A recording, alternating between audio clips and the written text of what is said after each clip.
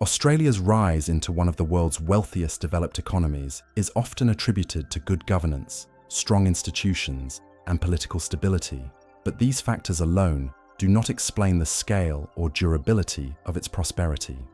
At the core of Australia's economic success sits a powerful structural advantage: commodities. Unlike economies driven primarily by manufacturing or finance, Australia built its growth around controlling, exporting, and protecting access to critical natural resources demanded by the global system. Iron ore, coal, natural gas, lithium, and agricultural exports formed an economic shield that absorbed shocks, attracted investment, and generated consistent foreign income across decades. Geography played a role, but policy choices mattered more. Australia integrated itself into global supply chains as a reliable resource supplier, while maintaining domestic control over extraction and regulation. When global demand surged, Australia benefited directly. When financial crises hit, commodity demand slowed, but rarely collapsed entirely, preserving revenue streams.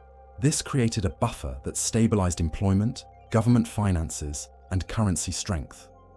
Commodity exports supported a strong Australian dollar, reduced external debt risk, and funded public services without excessive reliance on foreign borrowing.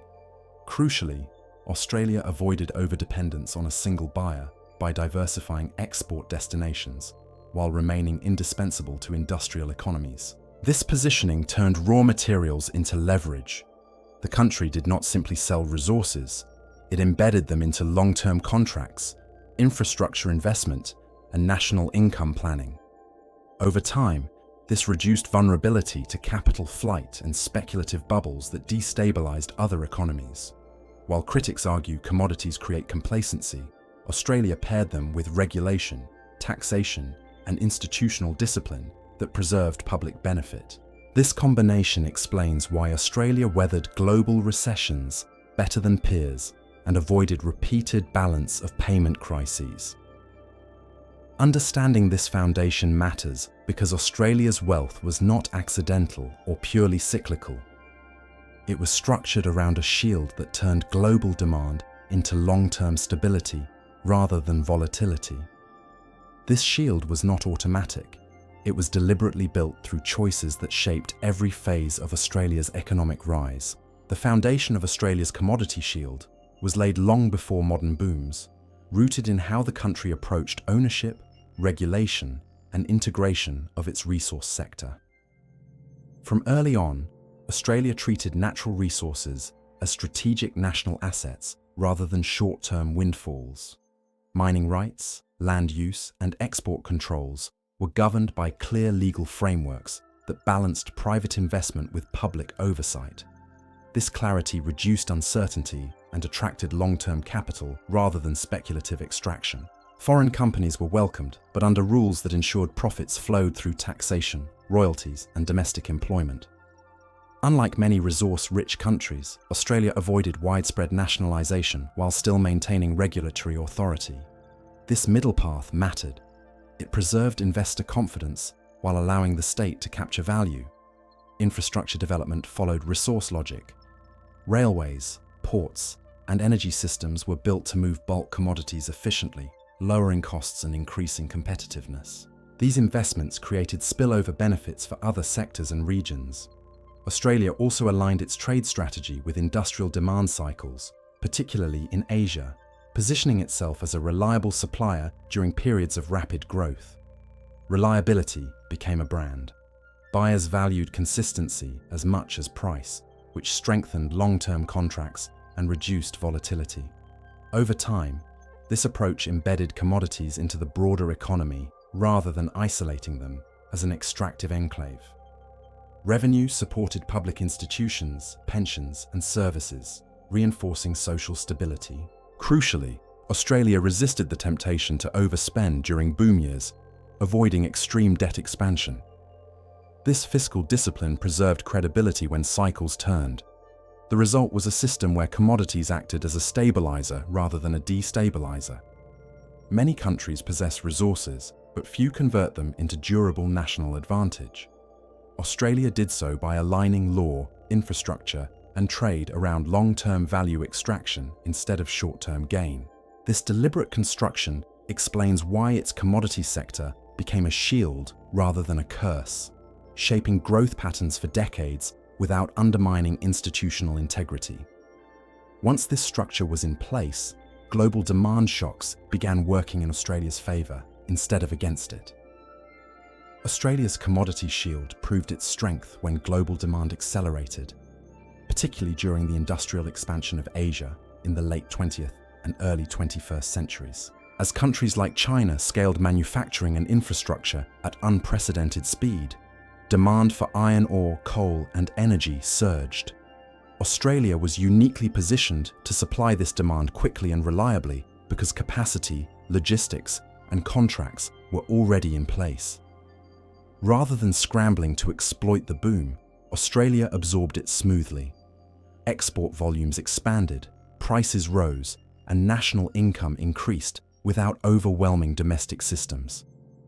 The mining sector generated high wages and tax revenues while supporting related industries such as construction, transport, and engineering. Importantly, this boom did not translate into runaway inflation or chronic trade imbalances. Strong export earnings supported the currency and offset imports, maintaining external balance. When prices fluctuated, long-term supply agreements softened the impact.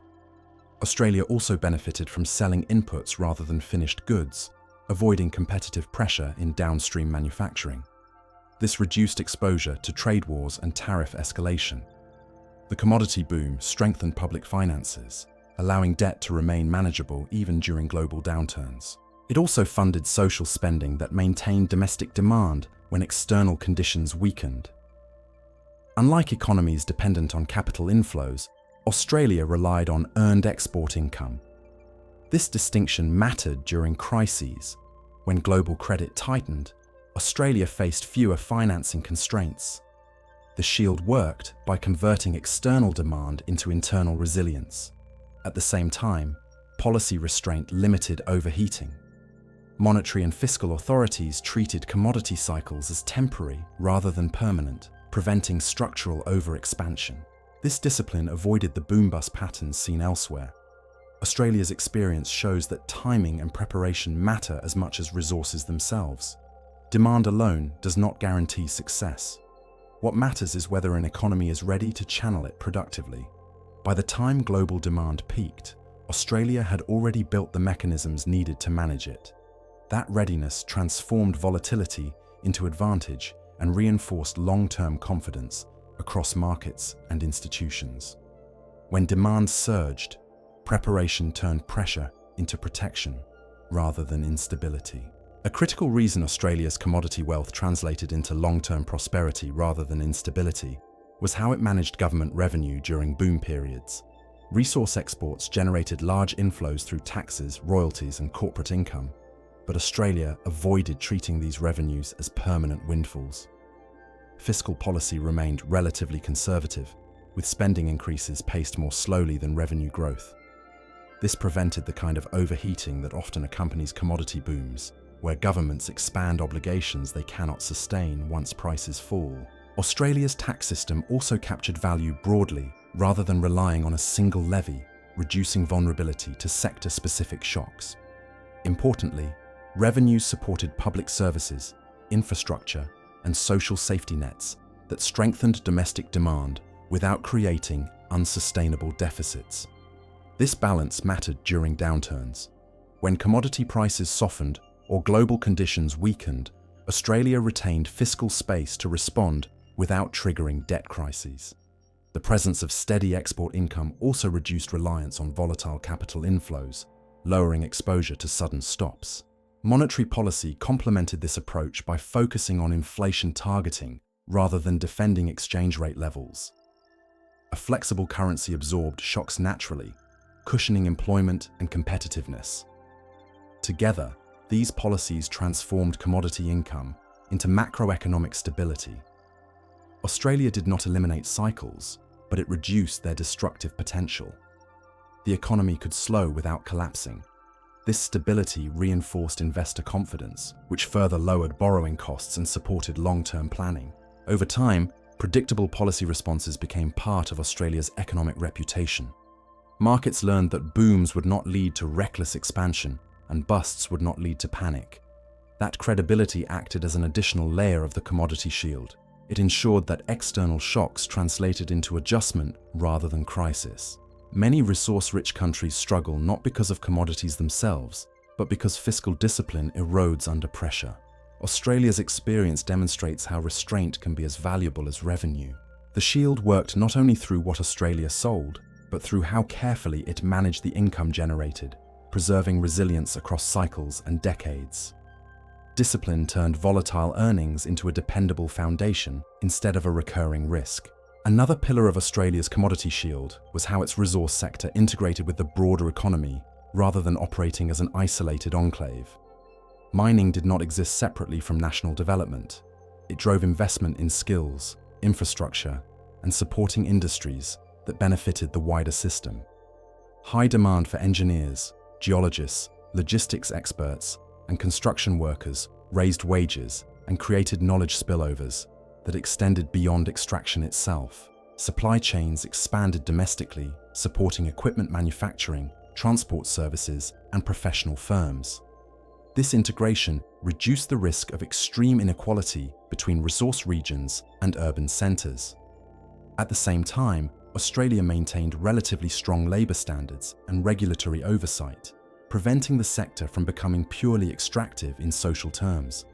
Immigration policy also played a role by allowing skilled labour to flow where demand was strongest, easing bottlenecks without distorting wages excessively.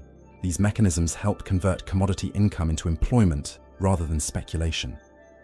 Financial institutions treated mining revenue cautiously, limiting excessive leverage during boom periods. This reduced the likelihood of asset bubbles fueled by temporary price spikes.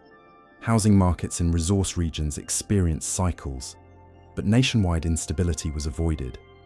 Importantly, Australia did not rely on commodities alone to define national identity or policy. Education, services, and technology continued developing alongside resources, reducing long-term dependence. The commodity shield therefore functioned as a stabilizing layer rather than a single engine. It supported diversification instead of preventing it. When global conditions shifted, Australia retained flexibility because the economy was not hollowed out. This balance explains why resource wealth did not crowd out other sectors as severely as in some countries. By embedding commodities into a diversified institutional framework, Australia avoided the extremes of both over-reliance and neglect. The shield worked because it supported the system without dominating it. Understanding this integration is essential to explaining why Australia's prosperity felt broad-based rather than fragile, even as global commodity cycles rose and fell over time. Integration ensured resource wealth strengthened the whole economy instead of distorting it. Australia's commodity shield also reshaped how its financial system interacted with the global economy, reducing exposure to sudden external shocks. Because export earnings generated consistent foreign currency inflows, Australia relied less on short-term external borrowing to fund growth. This lowered vulnerability to global credit tightening, a risk that has destabilized many open economies. Banks operated within a framework that recognized commodity cycles as temporary rather than permanent, discouraging excessive leverage tied directly to resource prices. Prudential regulation remained comparatively strict, limiting speculative lending during boom periods. This caution prevented the financial sector from amplifying commodity volatility into systemic risk. At the same time, strong export performance supported the balance of payments, allowing Australia to sustain investment without chronic currency pressure. A floating exchange rate acted as a shock absorber, adjusting naturally as commodity prices moved. When prices rose, the currency strengthened, cooling inflation. When prices fell, depreciation supported competitiveness and employment. This automatic adjustment reduced the need for aggressive intervention. Investors understood this mechanism, which reinforced confidence rather than fear during downturns.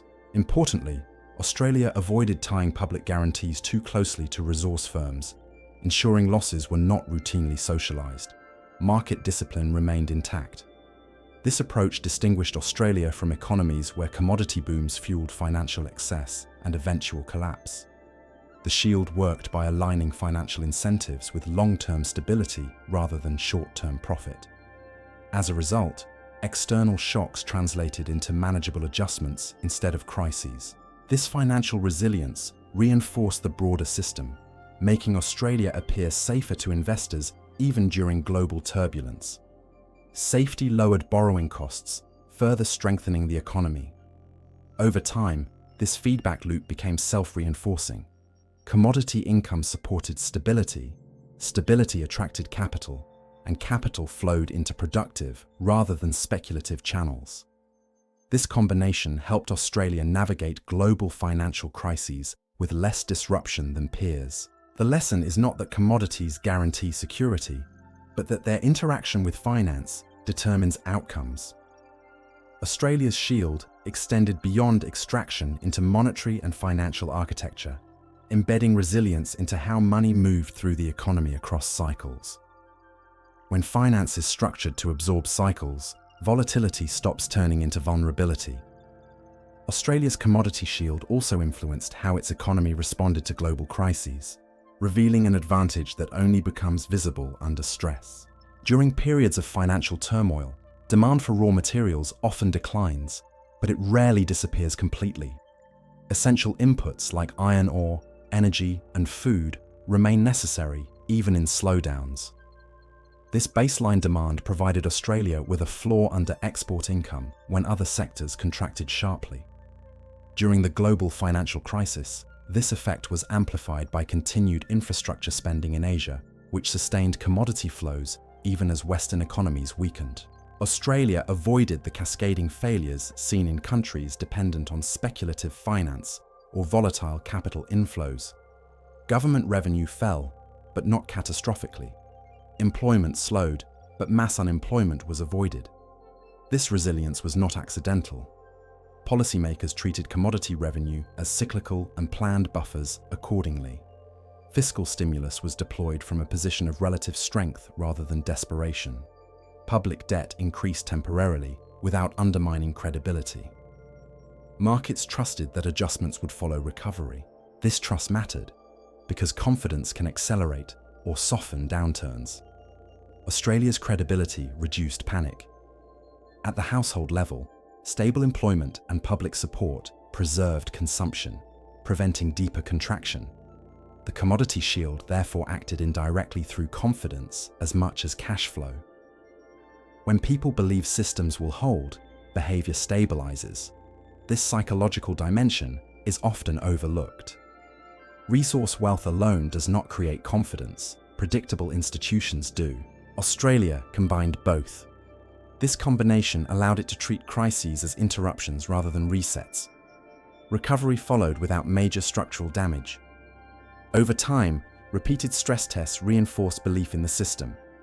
Investors, households, and policymakers learned that shocks could be managed. This learning effect compounded resilience. Each crisis strengthened rather than weakened expectations. The shield evolved from an economic feature into a reputational asset. That reputation lowered risk premiums and encouraged long-term planning. Australia did not escape volatility, but it contained it. The lesson is that resilience is built long before crises arrive. Commodities provided raw strength, but institutions shaped how that strength was used when it mattered most. When crises test systems, preparedness quietly determines who bends and who breaks. Australia's commodity shield also shaped its relationship with global trade politics, insulating it from many pressures that destabilize other exporters. Because Australia supplies inputs rather than finished goods, it faces less direct competition and fewer trade disputes. Raw materials are harder to replace quickly, giving suppliers leverage without confrontation. This position reduced exposure to tariffs, quotas, and retaliatory measures that often target manufactured products. Even during periods of geopolitical tension, demand for Australian resources remained resilient because alternatives were limited or more costly. Long-term contracts further reduced uncertainty, smoothing revenue across political cycles. Australia also diversified buyers across Asia and beyond, avoiding dependence on a single market. This diversification lowered strategic risk and preserved bargaining power. Trade policy focused on access rather than dominance, reinforcing Australia's image as a reliable partner. Reliability matters because supply chains reward consistency more than aggression. Over time, this reputation became part of the shield. Investors and trading partners treated Australian exports as low risk, lowering financing costs and stabilising investment flows. This insulation allowed Australia to avoid sharp policy swings. It did not need to weaponise trade or overreact to external shocks. Stability again compounded advantage. The commodity shield therefore operated diplomatically as well as economically. It reduced vulnerability to external pressure while keeping markets open. Countries dependent on complex manufacturing face constant strategic tension. Australia faced far less. This does not mean immunity, but it does mean flexibility. By staying essential without being confrontational, Australia navigated global shifts with fewer disruptions.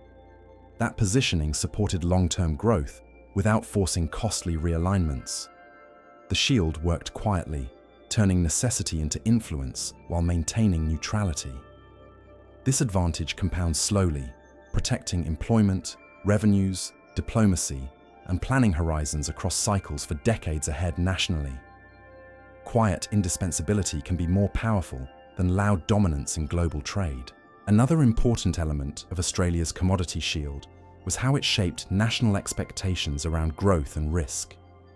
Because commodity cycles are inherently volatile, policymakers, businesses, and households learned early to treat good years as temporary rather than permanent. This created a culture of caution that influenced decision-making across the economy. Governments avoided locking in spending commitments based solely on peak revenues. Firms planned investment with cycle awareness, delaying expansion rather than assuming prices would stay high forever. Households benefited indirectly from this restraint because extreme booms did not translate into unsustainable bubbles at the national level. This mindset reduced systemic fragility. In contrast, economies that mistake cyclical income for structural wealth often overextend and then collapse when conditions reverse. Australia's repeated exposure to commodity swings taught it discipline through experience. Each cycle reinforced lessons, rather than erasing them. This learning process mattered as much as policy design. Over time, caution became embedded in institutions, not just individuals. Financial models incorporated downside scenarios. Budgets included buffers. Expectations were managed conservatively. This reduced panic during downturns and tempered excess during booms. The commodity shield therefore functioned partly as an educational mechanism, forcing realism into planning. This realism stabilized confidence. People trusted that systems were designed to handle fluctuation rather than deny it. That trust reduced abrupt behavior changes during stress, such as mass capital flight or consumption collapse. Stability fed itself. This cultural adaptation is often overlooked because it lacks clear metrics, yet it shapes outcomes profoundly. Wealth is not only about income, it is about how income is treated psychologically and institutionally. Australia's experience shows that resilience grows when volatility is acknowledged rather than ignored. The shield worked not by eliminating cycles, but by normalizing them. When fluctuation becomes expected, it loses its power to destabilize. That expectation transformed uncertainty into manageable variation across decades. When societies plan for cycles instead of peaks, wealth becomes far harder to destroy. Australia's commodity shield also influenced how inequality and social cohesion evolved during long growth periods, preventing extreme fractures that often accompany resource-driven economies. While mining wages were high, Australia's tax and transfer systems redistributed income broadly through public services, healthcare, and pensions. This reduced the gap between resource regions and the rest of the country. Unlike economies where commodity wealth concentrates narrowly, Australia spread benefits through institutions rather than patronage. Strong unions and labour standards ensured that productivity gains translated into wages rather than purely profits. This maintained domestic demand and reduced reliance on household debt to sustain consumption. Social cohesion matters economically because it stabilizes politics, expectations, and investment. When inequality becomes extreme, policy becomes volatile. Australia avoided this trap by integrating resource income into a social contract, rather than allowing it to fragment society. Education and public infrastructure benefited from sustained funding, supporting long-term human capital development. This reduced dependence on commodities alone by strengthening other sectors gradually. The shield therefore operated socially as well as economically. It preserved trust in institutions, which is critical for long-term growth. Trust reduces transaction costs, increases compliance, and supports reform when needed. During downturns, social systems absorbed pressure, preventing unrest and sharp political swings. This continuity reinforced economic predictability. Investors and households plan better when rules and norms feel stable. Australia's approach contrasts with cases where resource wealth fuels corruption or division. The difference lies not in resources themselves, but in how benefits are allocated. By channeling income through transparent systems, Australia reduced rent-seeking and maintained legitimacy. This legitimacy protected the economy indirectly by reducing shocks unrelated to fundamentals. Over time, cohesion became part of the shield. It lowered non-economic risk, which markets price heavily. Stability is not only financial, it is social. Australia's experience shows that when commodity wealth supports inclusion rather than extraction, it strengthens resilience instead of undermining it. Social cohesion quietly reinforces economic shields long after prices change. As the global economy evolves, Australia's commodity shield continues adapting rather than fading, which explains why its wealth has remained durable instead of temporary. New demand cycles have emerged around energy transition materials such as lithium, rare earths, and critical minerals used in batteries and renewable infrastructure. Australia already controls significant reserves of these inputs and has experience managing large-scale extraction under stable rules. This positions it to benefit from future demand without rebuilding its economic model from scratch. At the same time, Australia has become more cautious about how resource dependency is discussed publicly. Policymakers increasingly emphasize value capture, local processing, and environmental standards to avoid repeating mistakes seen elsewhere. This reflects institutional learning rather than complacency. The shield is evolving from bulk volume towards strategic relevance. Australia's challenge is not scarcity, but balance. Overexploitation could undermine long-term trust, while underdevelopment could leave value unrealized. So far, policy has aimed for moderation. Export controls, foreign investment reviews, and environmental approvals introduce friction, but preserve legitimacy. This legitimacy matters because global buyers increasingly factor political and environmental risk into sourcing decisions. Australia's reputation for rule-based governance remains an advantage. Even as competition grows, reliability retains value. The commodity shield therefore shifts with global priorities instead of collapsing under them. This adaptability distinguishes durable wealth from temporary advantage. Economies that fail to evolve remain stuck in old cycles. Australia's willingness to update its approach while preserving core stability has allowed it to remain relevant across eras. The shield is no longer just about selling raw materials. It is about positioning within future supply chains. This forward compatibility reduces the risk of sudden obsolescence. Wealth persists when systems anticipate change rather than react to it. Australia's experience demonstrates that resource-based success does not have to end when cycles turn, provided institutions remain flexible. The shield continues working because it evolves alongside demand rather than resisting it. A shield that adapts with the world protects far longer than one that stays rigid. When Australia's story is viewed as a whole, its wealth appears less like a miracle and more like the outcome of alignment between resources, institutions, and expectations. Commodities alone did not make Australia rich, but they provided a durable foundation that the country learned how to use without breaking its system. Clear property rights, disciplined fiscal policy, strong regulation, and social redistribution ensured that resource income strengthened the economy instead of distorting it. Australia avoided treating booms as proof of superiority or busts as signs of failure. Instead, cycles were managed as normal features of a resource-based economy. This realism prevented panic and overconfidence alike. Over decades, the commodity shield absorbed shocks, attracted long-term investment, and reduced exposure to external financial volatility. It gave policymakers room to maneuver and households confidence in stability. Importantly, Australia never assumed the shield was permanent. Ongoing debates about diversification, sustainability, and value capture reflect awareness that advantage must be maintained, not assumed. This mindset matters because complacency erodes even the strongest positions. Australia's experience shows that resource wealth becomes an asset only when paired with institutions that constrain excess and distribute gains. The lesson is not that every country should copy Australia's model, but that outcomes depend on choices made after resources are discovered. Commodities amplify whatever systems surround them. In weak institutions, they magnify fragility. In strong ones, they reinforce resilience. Australia built a framework where global demand worked in its favour more often than against it. That framework did not eliminate risk, but it made risk manageable.